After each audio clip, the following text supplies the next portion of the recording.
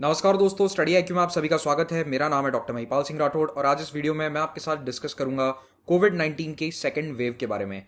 Europe में Covid 19 के मामले लगातार बढ़ते जा रहे हैं और उनकी जो संख्या है वो अप्रैल और मई के महीनों से भी ज़्यादा हो चुकी है और इसीलिए यूरोप अब कोविड 19 की सेकेंड वेव की चपेट में है। लेकिन क्या यहाँ पर भारत में भी ऐसा ही कर्व हमें देखने को मिलेगा? भारत को क्या प्रिकॉशंस लेने हैं, इन सभी बातों को हम डिस्कस करेंगे आज इस वीडियो में। अगर आप मुझसे सोशल मीडिया पर जुड़ना चाहते हैं तो मुझे ट्विटर, फेसबुक या इंस्टाग्राम पर महिपाल राठौड़ हैंडल पर फॉलो कर सकते हैं। मेरे सभी लेक्चर्स के अपडेट्स आपको इन सोशल मीडिया हैंडल्स पर मिल जाएंगे और टेलीग्राम चैनल पर आपको लेक्चर का PDF डाउनलोड करने को मिलेगा।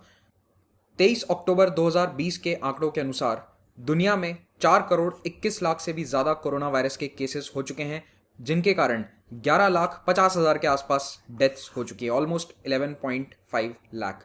तो 1 मिलियन से भी ज्यादा लोगों की मौत हो चुकी है कोविड 19 के कारण। इन 4 करोड़ से भी ज्यादा केसेस में सबसे ज्यादा केस इन देशों में हुए हैं। यूएस में 84 लाख प्लस, इंडिया में 77 लाख क्रॉस कर चुका है आंकड़ा, ब्राजील में 53 लाख क्रॉस कर चुका है। तो वैसे आप टॉप 3 या टॉप 5 कंट्रीज देखेंगे तो यहां पे आपको यूरोप के बड़े देश नजर नहीं आएंगे, केवल रशिया नजर आएगा। रशिया में लगभग 15 लाख केसेस हैं, लेकिन उसके अलावा फ्रांस, स्पेन जैसे देश आपको टॉप 5 में नजर नहीं आएंगे। लेकिन पिछले एक हफ्ते से ये ट्रेंड देखा जा रहा है कि इन देशों में कोविड 19 के जो केसेस हैं वो लगातार बढ़ रहे हैं, तेजी से बढ़ रहे हैं। इनफैक्ट दुनिया में जो मैक्सिमम ग्रोथ है न्यू केसेस आने की, वो इन यूरोपियन देशों में देखी जा रही है।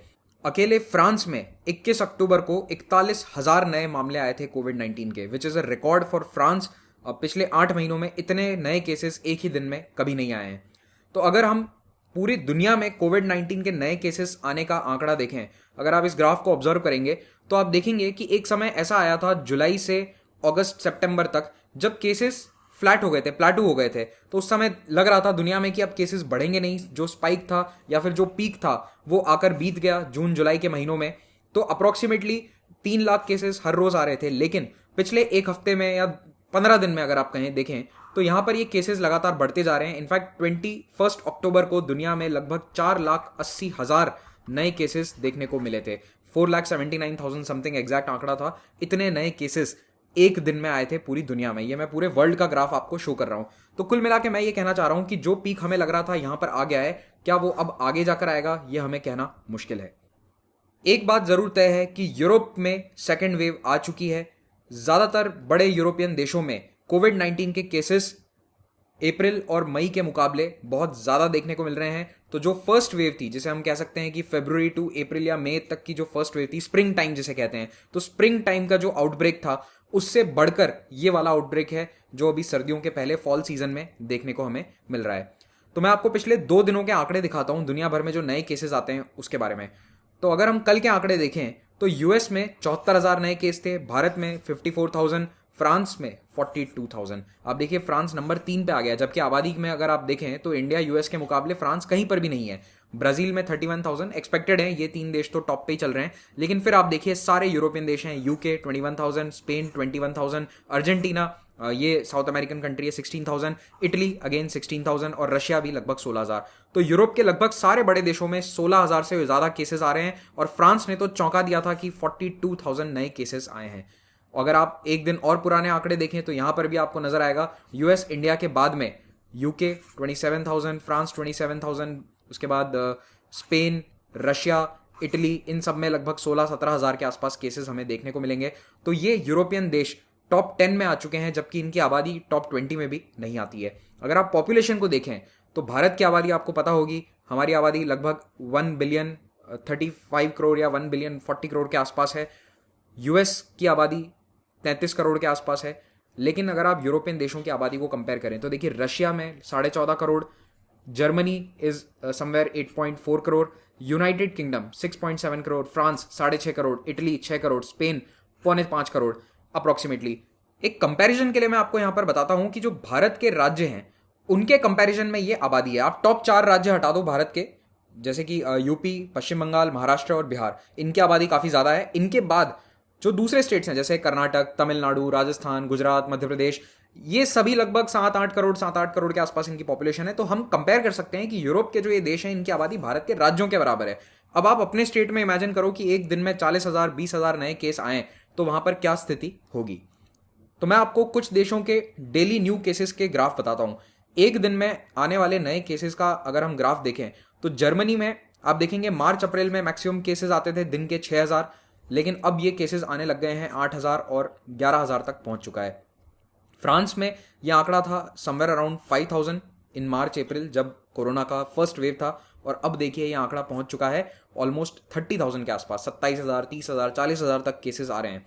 इतने केसेस पिछले 10 दिन से हमें देखने को मिल रहे हैं। यूके में भी आप देखिए ये फर्स्ट वेव के आंकड़े हैं, अप्रोक्सीमेटली यहाँ पर भी 5,000, 6,000 केसेस थे डेली के, और अब कितने आ रहे हैं, अब 20,000 के आसपास ये आंकड़ा पहुंच चुका है। इटली में भी सेम यही स्थिति है, 6,000 के आसपास फर्स्ट वेव में था डेली के केसेस की संख्या, और अब ये पहुंच चुका है 10,000 के ऊपर। भारत की अगर हम बात करें तो भारत में भी डेली नए केसेस आने की संख्या सितंबर में पीक करी थी, तो इसीलिए अभी आपने न्यूज़ में काफ़ी सुना होगा कि हमारा पीक जा चुका है। सितंबर में हमारा जो डेली पीक था अप्रॉक्सीमेटली 90,000 नए केसेस आते थे हर रोज़। उसके बाद ये संख्या नीचे आती जा रही है और अभी ये 50-60,000 के आसपास पहुंच चुकी है अप्रॉक्सीमेटली। ओके, तो इसीलिए कई लोग कह रहे हैं, कई साइंटिस्ट भी कह रहे हैं कि हमारा पीक जो है वो सितंबर में निकल चुका है। लेकिन हमने ये देखा था भारत में कि हमारा पीक आया भी बहुत देरी से था। तो जहां यूरोपियन देशों में अप्रैल या मार्च के महीने में ही डेली न्यू केसेस बहुत ज़्यादा थे, भारत में तब इतने केस नहीं थे। हमारे यहाँ जो लॉकडाउन था वो काफ़ी स्ट्रिक्ट था, और लॉकडाउन में जब अनलॉक होने लगा, जो मई के महीने से अनलॉक शुरू हुआ है, आप देखिए उसी के बाद हमारे केसेस बढ़ते गए हैं और सितंबर में ये स्थिति आई है। और अब भारत में सिनेमा घर, स्कूल, कॉलेज सब धीरे धीरे खुलने वाले हैं। तो कुछ साइंटिस्ट ये भी कह रहे हैं कि ये आंकड़ा अब फिर से बढ़ेगा। तो जैसा ग्राफ यहाँ पे यूरोपियन देशों में देखने को मिला था, तो आप कह सकते हैं कि हम शायद अभी यहाँ पर हैं, क्योंकि हम भी ये देख रहे हैं कि हमारा पीक जा चुका है, हम यहाँ पर कहीं पर हैं। लेकिन ये वाला पीक कुछ समय में आ सकता है, क्योंकि भारत में भी अब सर्दियाँ आने वाली है। उत्तर भारत में ठंड पड़ती है, काफ़ी टेम्परेचर लो होता है, वैसे भी वो वायरल का सीज़न होता है, प्लस पॉल्यूशन के कारण जो ब्रीदिंग प्रॉब्लम्स हैं वो बढ़ जाती हैं। और साथ ही साथ अब अगर स्कूल या कॉलेजेस खुलेंगे तो फिर लोगों का आना जाना, आपस में मिलना जुलना बढ़ जाएगा। अब यहाँ पर आगे बढ़ने से पहले मैं आपको बताना चाहता हूँ कि अगर आप घर पर रहकर सुरक्षित तरीके से IAS एग्जाम की तैयारी करना चाहते हैं तो स्टडी IQ के स्मार्ट कोर्सेज को अवेल कीजिए। हमारी ऐप पर सभी कोर्सेज में आपको इस वक्त 5% एक्स्ट्रा डिस्काउंट मिलेगा अगर आप कोड यूज़ करते हैं Navratri. This offer is valid only till 26 अक्टूबर।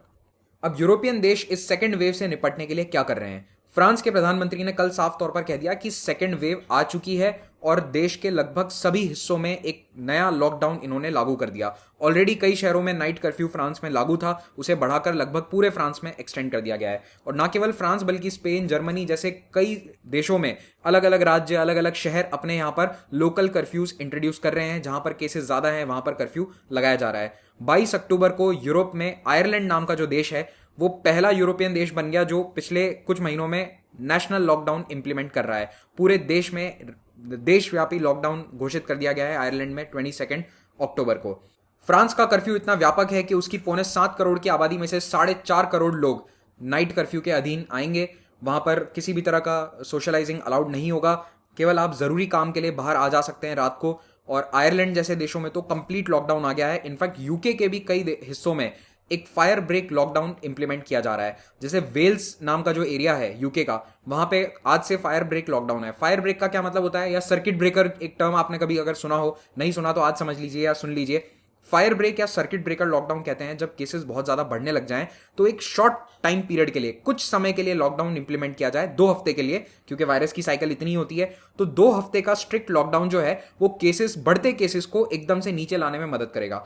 1 महीना या 2 महीने का लॉकडाउन लाना इकोनॉमी के लिए फायदेमंद नहीं है, तो सभी देश अब ये समझ चुके हैं। तो अब फायर ब्रेक लॉकडाउन या फिर सर्किट ब्रेकर लॉकडाउन का ट्रेंड फिर से आ सकता है। वेल्स और स्कॉटलैंड जैसे एरियाज जो हैं उनमें ऑलरेडी ये इंप्लीमेंट हो रहा है। तो इन 14 दिनों में पूरी तरह से लॉकडाउन लागू होगा, जैसा हमारे देश में भी था मार्च और अप्रैल के महीने में, उसी तरह का ये लॉकडाउन होगा, लेकिन केवल 15 दिन के लिए, मैक्सिमम 17 दिन के लिए। उससे वायरस पर एक बार ब्रेक लग जाएगा। फिर वो अगेन अगर धीरे धीरे 5-6 महीने बढ़ता है, फिर से एक फायर ब्रेक लॉकडाउन या सर्किट ब्रेकर लगा दिया, फिर से केसेस कम कर दिए। अब कई एक्सपर्ट्स का ये मानना है कि केसेस इसलिए बढ़ रहे हैं क्योंकि टेस्टिंग बढ़ती जा रही है। ये बात बिल्कुल सही है, टेस्टिंग हर देश ने बढ़ाई है अपनी टेस्टिंग कैपेसिटी, लेकिन ये बात भी सच है कि टेस्ट पॉजिटिविटी रेट जो है वो भी बढ़ रही है। पहले टेस्ट पॉजिटिविटी रेट सभी देशों में 10% के आसपास थी, वो अब फ्रांस जैसे देशों में बढ़कर 14.5% हो चुकी है। यानी अगर 100 टेस्ट हो रहे हैं तो उसमें से 14.3% पॉजिटिव आ रहे हैं। तो टेस्टिंग डेफिनेटली बढ़ी है, लेकिन उतनी नहीं बढ़ी जितनी तेजी से केसेस बढ़ रहे हैं। तो ज्यादातर देशों ने, यूरोपियन देशों ने भी गर्मी के महीनों में जब केसेस कम हो गए थे, जब उन्होंने अपने यहाँ पूरी तरह इकोनॉमी को खोल दिया था, उस समय टेस्टिंग और ट्रेसिंग ऑपरेशंस को सुदृढ़ नहीं किया। तो इसीलिए अब उन्हें फिर से लॉकडाउन जैसे मेजर्स को इंप्लीमेंट करना पड़ रहा है, क्वारंटाइंस लाने पड़ रहे हैं, कर्फ्यूज लाने पड़ रहे हैं। लेकिन इस पूरे बढ़ते केसेस में एक अच्छी चीज हो रही है, वो ये कि जो डेथ रेट है वो बहुत ही कम है। डेथ रेट अप्रैल या स्प्रिंग टाइम के मुकाबले बहुत ही कम है यूरोप में। तो अगर आप जर्मनी का डेटा देखें, मैं आपको 2 देशों का डेटा बताऊंगा। जर्मनी में जब कोविड-19 अपने चरम पर था अप्रैल में, तब 299 डेथ या 200 के आसपास डेथ डेली हो रही थी। मैक्सिमम वाज 299 ऑन 17 अप्रैल। तो आप देखेंगे यहां पर कि लगभग 300 मृत्यु हो रही थी कोविड-19 के कारण, जो अब 100 के भी नीचे है। तो केसेस बढ़ रहे हैं, लेकिन जो डेथ रेट है वो अभी काफी कम है। फ्रांस में भी ऐसा ही है। फ्रांस में एक समय 1400 डेथ हो रही थी डेली, जो अब 200-300 के आसपास है। 200-300 के बीच में ये आंकड़ा रह रहा है, despite the number of cases increasing vastly. आपको ग्राफ याद होगा जो कुछ मिनट पहले मैंने दिखाया था। तो number of cases, daily cases बहुत तेजी से बढ़े हैं, लेकिन डेथ रेट बहुत ही कम है। लेकिन डेथ रेट कम होने का मतलब ये नहीं है कि लोग हॉस्पिटल नहीं पहुंच रहे हैं। हॉस्पिटलाइजेशन बहुत तेजी से बढ़ रहा है यूरोप में। इनफैक्ट चेक रिपब्लिक जैसे देशों की, बेल्जियम जैसे देश की हालत बहुत खराब है। जो भी आपको यहां पर रेड या ऑरेंज में दिख रहा है, उन देशों में हॉस्पिटलाइजेशन बहुत ज्यादा बढ़ चुका है। स्पेन में इस वक्त भी 20% आईसीयू कोविड-19 पेशेंट से भरे हुए हैं। तो चेक रिपब्लिक में तो हालत इतनी खराब है हॉस्पिटल्स की कि वहां के प्रधानमंत्री को कल देश से माफी मांगनी पड़ी है कि हम सेकंड वेव को अच्छे से मैनेज नहीं कर पाए, उसके लिए हम देश से माफी मांगते हैं। ये चेक रिपब्लिक के प्रधानमंत्री ने कल घोषणा करी है। तो हॉस्पिटलाइजेशन बढ़ रहा है, हॉस्पिटल्स में अभी भी कोविड-19 केसेस बहुत पहुंच रहे हैं, लेकिन बस डेथ रेट थोड़ी सी कम है। अब अगर भारत की बात करें तो हमारे स्वास्थ्य मंत्री ने भी आज ये बयान दिया है कि अगले 3 महीने भारत के लिए डिसाइसिव रहेंगे, और इन 3 महीनों में यह तय होगा कि हमारे यहाँ कोरोना वायरस की सिचुएशन क्या रहेगी। क्या हमारा ग्राफ जो अब ऐसे आ रहा है वो फिर से ऐसे ऊपर चला जाएगा, या फिर हम इस ग्राफ को फ्लैटन कर देंगे, ये नीचे आ जाएगा। तो ये जो ग्राफ की ट्रेजेक्ट्री है, कोविड-19 की ट्रेजेक्ट्री है, ये आने वाले 3 महीनों में तय होगी। खास करके जो त्योहारी सीजन आने वाला है, भारत में भी बहुत सारे त्योहार हैं, दशहरा, दिवाली, उस समय में लोगों का क्या बिहेवियर रहता है, कितनी सोशलाइजिंग होती है, उस पर काफी कुछ निर्भर करेगा।